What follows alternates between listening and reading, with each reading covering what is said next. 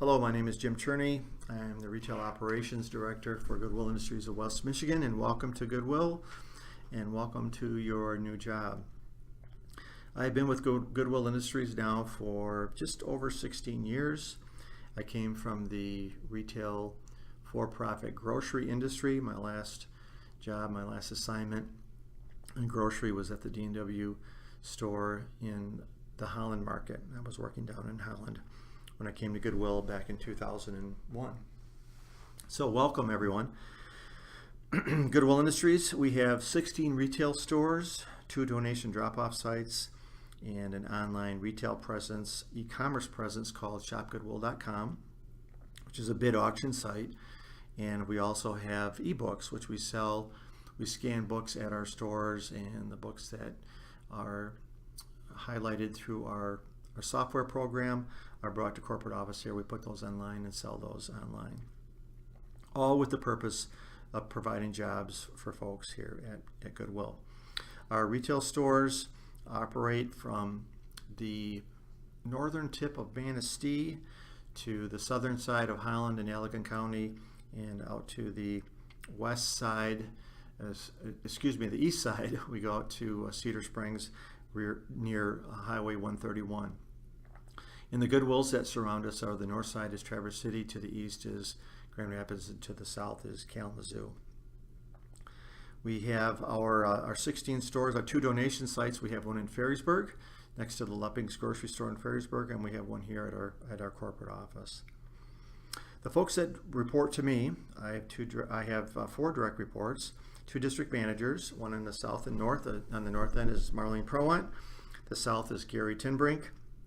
Depending on what store that you're working at, you'll have those folks as your retail district manager. Pat Ferrier is our retail production manager. Pat oversees our donation collections that we have coming in, the processing of our donations here, and all of our salvage programs, which we have a pretty big salvage business that goes along with our retail business. We try not to throw anything away. The number one thing that we recycle that you'll see when you're working in the store is our textile program, our textiles that we salvage, and the ones that we don't sell that are resold. But also we salvage metals and shoes and books, purses, belts, backpacks, baseball caps, cell phones, just lots of things that we keep out of the waste stream. Also, Mark Helson is our transportation manager. Mark reports to me, and Mark oversees everything basically on wheels in Goodwill. Mark is in charge of, so he's a very, very busy person.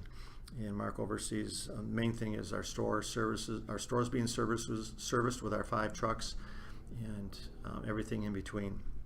So Mark is our transportation manager, and also Brett Rocky is our e-commerce manager. Brett Rocky oversees the shopgoodwill.com and our ebooks, and Brett was a store manager with us for several years before he started on as our e-commerce manager. So one of the things that you might get asked when you're in the store working is, hey, from a customer, is, hey, you get all this stuff for free. Why do you charge so much for it?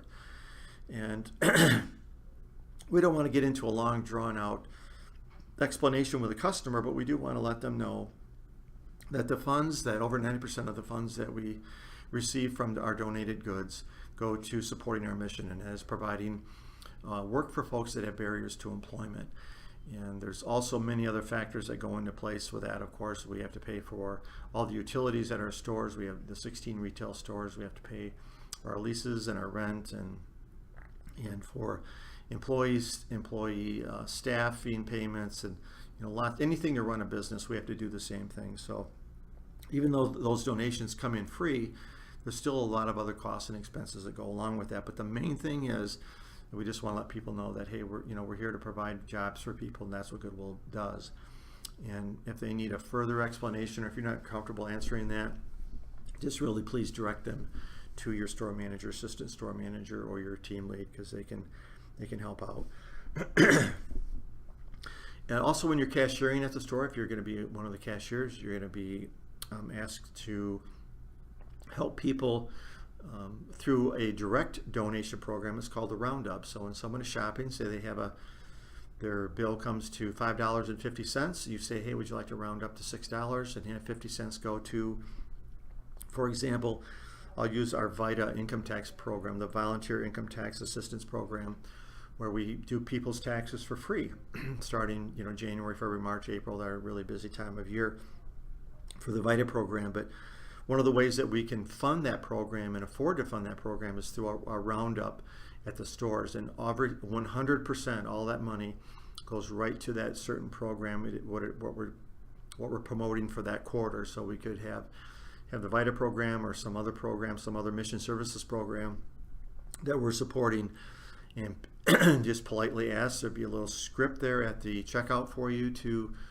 say, and if somebody says, sure, I'd round up 50 cents for that, or they may say, well, no, not this time, but thank you for asking, and you just go on to the next person. So just please make sure that we ask every customer that comes through the lane, is like, hey, would you like to round up to help support our mission? Our secret shopper program and our customer service expectations, we do have a secret shopper company that we hire that comes out to our stores once a month, and they evaluate the store experience, the interaction they get with the employees and the store staff when they get into the store look, how it's cared for, how clean it is, how clean the bathrooms are, the dressing rooms, the changing rooms, all of that, and also the donation experience. So we're going to have a customer come through the store who is actually a hired customer that will give us a snapshot evaluation of how well we're doing at the store that day.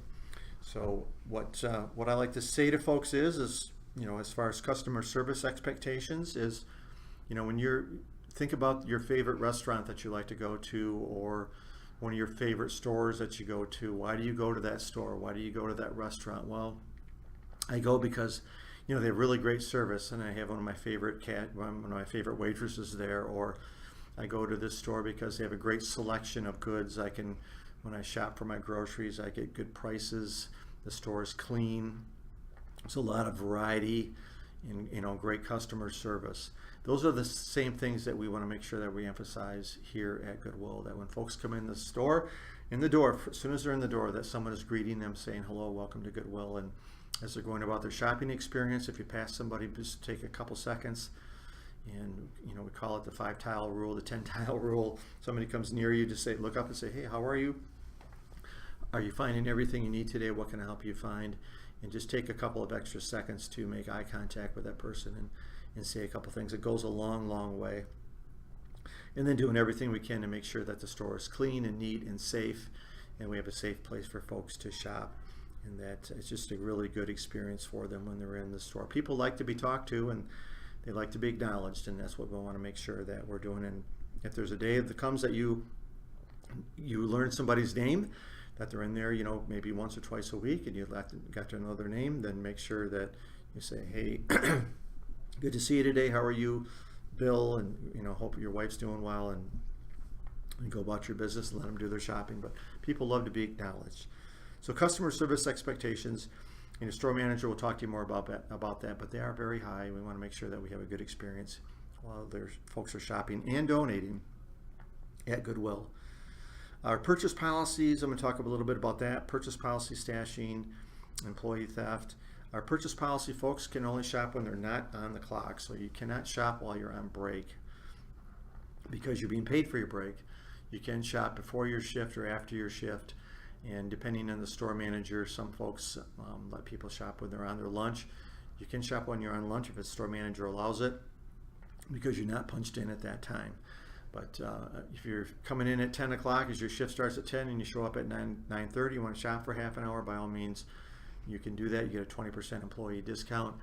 If you get out of work at 3 o'clock and you punch out and you want to shop after 3 o'clock, that of course is fine too, but no shopping while you're punched in.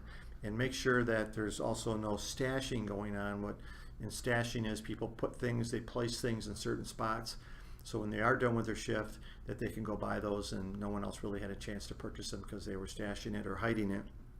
Or what some folks will do is they will call or text a friend or somebody, hey, come in, there's this really great looking leather jacket, for example, and I want to buy it, but I'm working, can you come in and get it? And lo and behold, as soon as their friend walks in, the item rolls out onto the sales floor, and the person grabs it. What we just want to tell people is, if there's a great item that comes through and you see it and you go, wow, that'd be nice to have, and by the luck of the draw, if it's there when you're done with your shift, or it's there the next day when you can shop, that's great. If it wasn't, then it wasn't meant to be. But just make sure that you're following our policies and our rules. Employee theft, that's pretty cut and dry. I'm sure you would all understand that there is no tolerance for employee theft, that as soon as someone is caught stealing, they're terminated. The police are contacted, the authorities are contacted, and the prosecutor's office, and we will prosecute folks that are caught stealing from Goodwill. And same thing, people think, well, you get stuff for free, why I deserve this, I should get it for free because I work here. Well, that's not the case. Everything that comes in belongs to Goodwill. I like to tell people, if you're walking through the back room of the store and you see a penny laying on the floor, somehow that came in through donations, and that penny belongs to Goodwill Industries. So employee theft, just make sure that you're not doing it. If you see anyone else doing it, please report that to your store manager. If you see customers doing it, make sure that you report that to the store manager.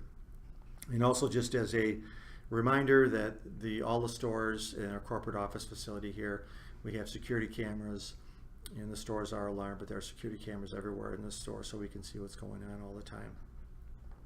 And donations are the property of Goodwill Industries of West Michigan. So we want to make sure that when these donations come in, if you find going through somebody's purse or a jacket or whatever, you find a $20 bill, that gets turned into the store manager, and that will go in towards our mission. That doesn't go into someone's pocket.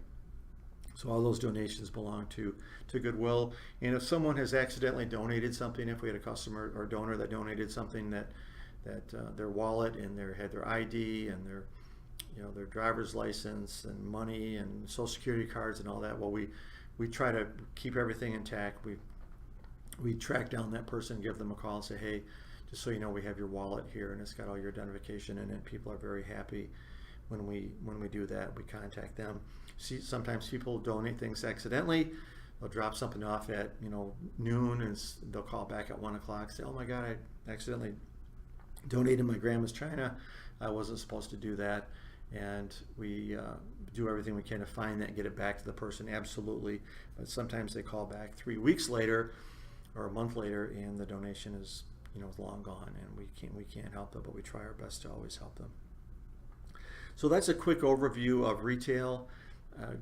Goodwill is a fantastic place to work. We've got just a number of wonderful employees and associates here that we work with, and along with our mission. It's a great mission. It's a great purpose for having jobs. So welcome to Goodwill Industries. Welcome to your retail job. And I will be sure to, when I'm out in the stores, I'll make sure that I introduce myself to you and meet you. So thank you, and welcome to Goodwill.